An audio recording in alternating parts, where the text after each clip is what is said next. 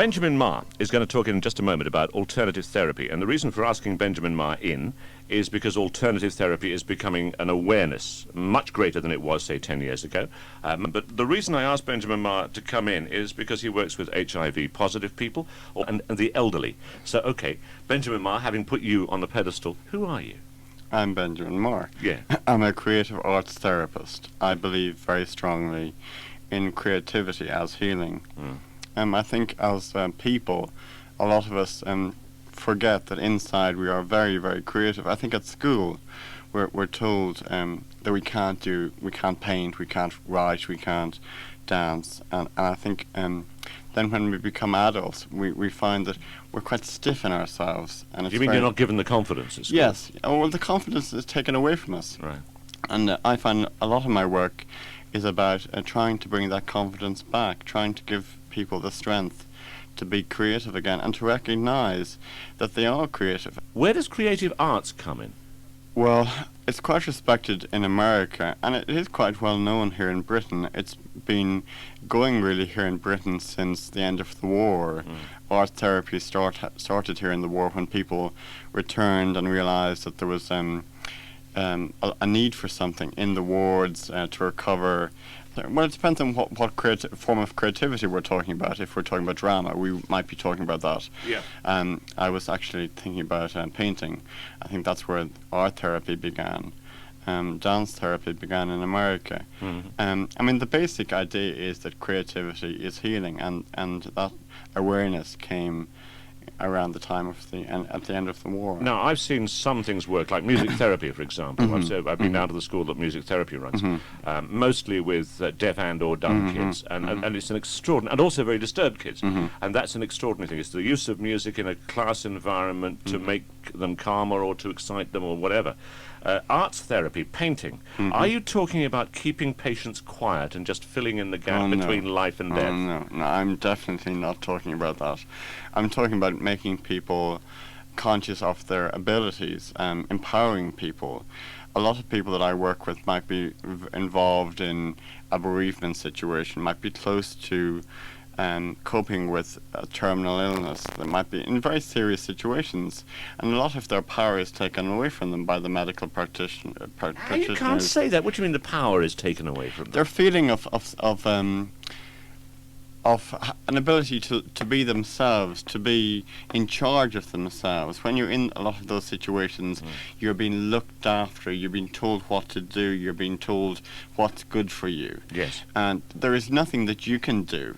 And I feel that creativity is something that you can do. If you can paint for yourself, if in the ward or wherever you are, you can paint for yourself, you can just do some piece of art for yourself, or you can write a story, or you can tell a story to your therapist, or you can do something that is creative. That makes you feel more powerful. How does it work? How does it work, yes. Right. Well, it depends on the person, very much. It depends on people's frame of mind. If somebody is interested in making a change in their life, it will work for them.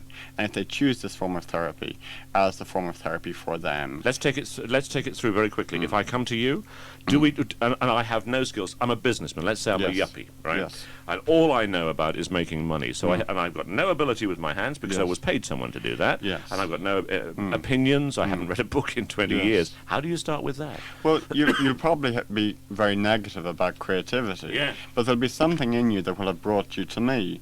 So I might start with something like why you're wearing the tie you're wearing today. Right. What makes you choose the ties you wear every day? And that process is a creative process in itself. So that would be the place I would start with. Start with something that is involved in your life that is creative, and then work from there to something that might be more creative.